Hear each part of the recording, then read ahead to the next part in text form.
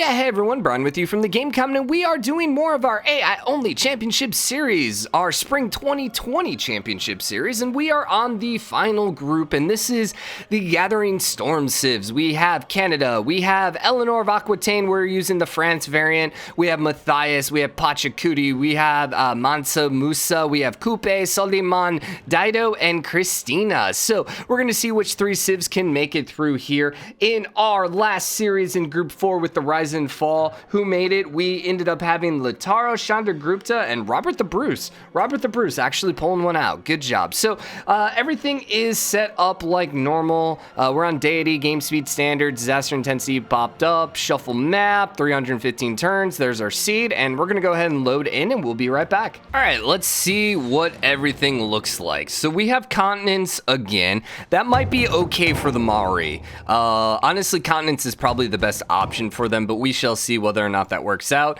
Hungary is over here on the northwest with both Geneva and Hattusa right next to them, so they're gonna probably get a pretty early science base then. Sweden is directly south of them. I love how he immediately found one of the barbarian encampments.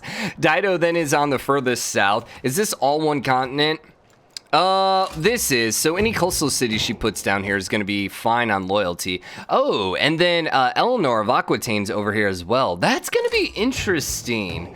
She doesn't really have, I mean, she has a lot of room down here, but this isn't the greatest. But we'll see whether or not she can get some city flipping happening. Where did Maori end up spawning? He actually has some islands out here too. Actually, look at this. That's kind of cool. It, like, almost goes all the way to the other continent. Interesting. Well, that's the same one. That's the same one. So then we have a bunch of city-states over here. The Maori ended up settling over here on the west coast.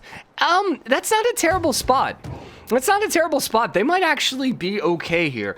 They usually suffer when it comes to AI-only series just because they just don't get necessarily a good starting position, and the AI doesn't necessarily play them all that well.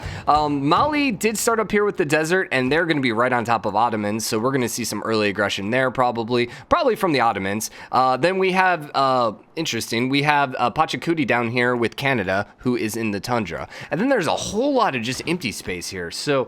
All right. So early potential aggression is going to be between Hungary and Sweden, which they're still friendly with each other, and then Mali and Ottomans. They both put their third city right on top of each other. Now, the thing is, Ottomans eventually are going to be able to probably loyalty flip this if they can get a couple cities around. But Mali ended up grabbing their fourth city already. Yeah, they're about to throw it out. And they're finishing the Great Bath.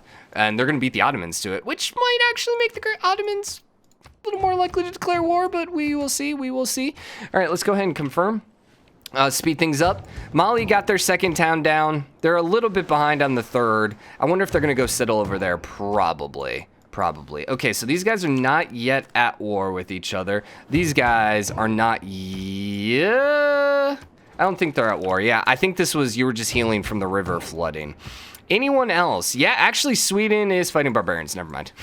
Never mind. I got excited there. I was like, yes! Dido has two cities. Actually, only one city on the coast, because she decided to put that one tile off, which just seems like a terrible idea. I mean, it's not like she really has to worry about the loyalty of that. Ooh, I just didn't realize, but she has Galapagos over here. Eleanor has a pretty good science base here, probably early on as well.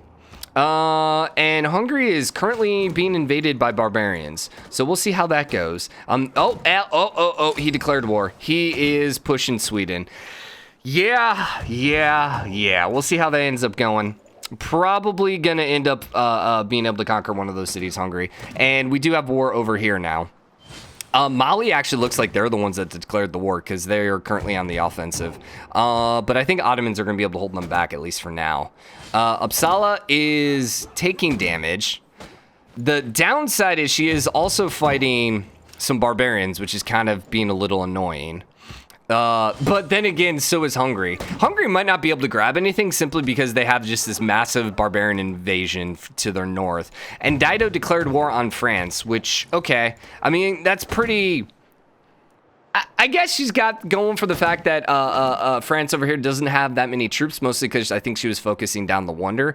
But I don't know. She might be able to, because she's got a lot of troops right there. If she's the one that's able to grab a town here, that would actually be kind of hilarious. So nothing ended up flipping over here.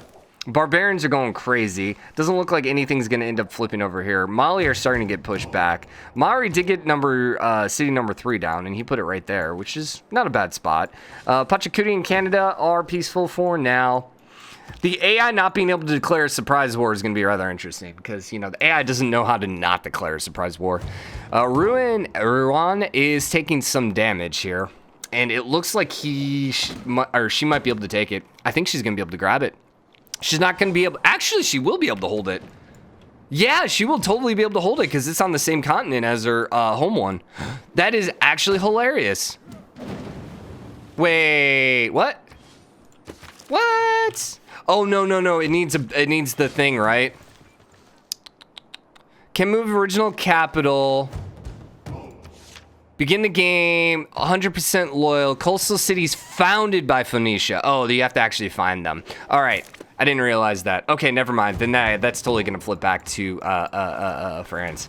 So we'll see how that ends up going. All the other wars ended up kind of ending out in peace, it seems. Both Ottomans and Mali ended up putting another city down right on each other's borders. They just do not want to give room to anyone else. Mali actually has 5 cities already. Dang, dude, he's going aggressive on that. Pachacuti is about to get city number 4. Canada is at 4 cities as well, but they're kind of trapped. Yeah, long term, they're going to be in a bit of a bad situation just because they're pretty trapped here. She's still holding on. No, never mind. It just, oh yeah, that's right, immediately flips back too. So, you know, she lost a couple population, but in the scheme of things, it wasn't the worst case scenario for her. Hungary is now taking some damage. He was able to push back the barbarians finally, but he ended up losing, it looks like, at least 1 builder. And he's still fighting. Geneva, you're not at war with anyone. Hattusa, I just wanted to see if anyone was suzerained yet. No, we don't have any suzerains. Actually, we do. Kupe is suzerain of Preslev. Yeah, we'll see. Where was Preslev? Where is Preslev? Yeah, I don't know. He might want to conquer Preslev eventually, but we'll see. Okay, so Ottomans did end up taking Timbuktu. Somalia ended up losing one of their cities. They're trying to take it back, but not really, honestly, at all surprised. Kind of expected the Ottomans to be able to end up taking over Mali. I'm trying to figure out... He's got a lot of archers, so he could really do some more damage here and take some more towns, but I don't know if he's going to. We might see a peace here before too long. Usually after they take that first city, they end up peacing. Lyon is now also falling to Dido as well. Dido's just like, so aggressive, but it's just not really super helpful because she's not near him. And Hungary ended up losing one of their towns over to Sweden. Okay, interesting. That happened, that was a little opposite of what I expected. I really honestly thought Hungary was going to be able to absolutely just dominate there. So first era, let's see, everyone got a golden age except normal ages for France, Pachacuti, Ottomans, and Sweden, with the dark age for Hungary. Don't think that's going to change anything. Lyon did flip and is actually full loyalty for Dido. Wow, really? Really? All right, sure. She's going to struggle to hold on to Lyon, though. That's going to be fun. Over here with Mali and Ottomans, Mali has a pretty large army, but Ottomans have a lot of archers, so I think they're going to be able to hold any aggression there. Maori are starting to go south. They're starting to settle a little south. They still have this huge desert in here, too. Dude, this is kind of a cool little spot here. Yeah, like, I kind of like how the mountains kind of dig in here. It's a really nice campus, too. 1, 2, 3, 4. Or 3. 1, 2, 3, 4. Plus 4 campus. Yeah, I kind of dig it. Other than the whole volcano being right there. But whatever. Some good campus here as well. Lots of good campus. I mean, gosh, right there on the elephants. But you can't actually put one there. Alright, so Incas are currently declaring war on Nazca, it appears. Yeah, they're fighting Nazca, which is just going to completely trap in Canada. So Canada... I don't know. They almost need to ninja that, but we'll see whether or not they do that, which I doubt they will. Hungary's down to 2 cities. They're trying to get their another third city back up, having lost their third city. Sweden, 1, 2, 3, 4, 5 towns. Okay. Dido is now losing Lyon, which I kind of figured was going to happen. Rouen is really where she needs to go, but I think they're pieced. Yeah, they are pieced, and remember, that's going to immediately flip back to Eleanor. The thing is, I think Eleanor actually still might pull out of this. Like, I would not count Eleanor out of this at all, because she's got a crazy amount of room. These guys are currently fighting each other. I don't think her and Sweden are really ever going to be necessarily aggressive with each other, and if Sweden is currently preoccupied with Hungary, she just has, like, a lot of room to go north. And then keep in mind, once she gets Great Works, it just starts balling out of control. So there you go, full loyalty. Although I will say Dido is the perfect counter, but she's got to actually settle on the coast, which unfortunately she's not doing. Mali ended up having a bunch of towns get pillaged because of a flood, but I don't think he's going to get punished for that. Maori still only at 3 cities. He changed his mind, and I think he lost the settler, or at least Mali lost the settler. Someone lost the settler. That's just kind of going around. Nazca did get conquered by Pachacuti, and Pachacuti's looking really strong right about now. Yeah, he's looking pretty good. Question is whether or not Canada is going to go aggressive towards him, and I don't think that's going to happen. Let's see. Pachacuti is a little lower on science than Wilfred, but it's pretty negligible right now. Ottomans have the most science, but once again, it's pretty close. And Dido is second, but it's all still fairly close. So no one's going to be pulling out ahead yet. Religions, let's see. We got France, we got Canada, we got Hungary, and there's still a 5th one to be had. They basically hadn't used it yet, whoever it is. Hungary's religion is going to be pretty much negated by the fact that they're losing all their towns. Their capital is under siege right now. If you would have told me before this started that Hungary was going to get sieged down by Sweden, I would have been like, what? Really? Really? Can you hold? Yeah, I think he might even be able to hold her. I think she might be able to hold the capital too. And she does have normal age, but he's in the dark age. We'll see. We'll see. Okay, so Lyon did end up going back to France. Dido's now working on Rouen again, but no melee units to conquer it. If you would spend as much time settling towns as you were trying to conquer her, you'd be in so much better of a spot. So this really sets Dido behind, because Dido just basically lost a whole bunch of melee units for nothing. She got basically nothing out of it. France, on the other hand, also is kind of in a bit of a sketch spot, but she can definitely pull back from it. She just lost basically a little bit of population. Niani ended up getting conquered as well from the Ottomans, but ended up loyalty flipping. Ottomans were in a normal age. Mali was in a golden age. So yeah, that was going to be hard to hold. But the thing is, if he can come over here and take the capital, he would be pretty well set. I don't think he's going to be able to. 8 turns. Ooh, I wonder if that's going to happen before the turn timer or after. Because if Ottomans get a golden age and dark age, I don't know. That probably still flips back. Probably still flips. Mali or Maori still trying to figure out what to do with his life. He does have 4 cities because he took over Mohenjo, but now the settler's down over here again. He keeps changing position, and there's still a barbarian settler just kind of hanging up over there. So we'll see what happens over there. Pachacuti has now also declared war, a ninja war on Ottomans, which is actually a great ninja war because he was completely out of position, and that's going to benefit, or at least that's going to help keep Mali alive for a few minutes. Pachacuti, dude, is looking really dangerous. I'm just going to be honest. And Konya will definitely fall to him, and it's going to be really hard to ever take back because it's on this side of the mountain range. Pachacuti is looking really, really dangerous. Question is whether or not him and Canada are ever going to be denounced. Like, can Canada keep alive? I mean, Pachacuti's probably going to end up... I think, especially if he takes Konya, I think he's going to be pretty much guaranteed one of the top 3 spots. But we'll see. We'll see. Did he have a religion? If he has a religion, for sure he's going to be guaranteed. He does not have the religion. I don't know who has the 5th religion. All right, next era. So you did happen after. Ottomans did get a golden age, and you did get a dark age. So we'll see whether or not that flips. It looks like it's still going to flip. Yep, it did end up flipping. Hey, I don't want to look at any of that yet. So Dido, Mali, and Canada got dark ages. Normal ages everywhere else except Canada. Or sorry, Ottomans. Okay, so Pachacuti had a wide open Konya, which would have been so easy to take, and instead bypassed it to go for Istanbul. Which is doable. He has a lot of archers to go, but there's no way he holds on to it, especially with him being in the golden age. All right. Who's Babylon fighting? Babylon's currently at war with Mali and Pachacuti.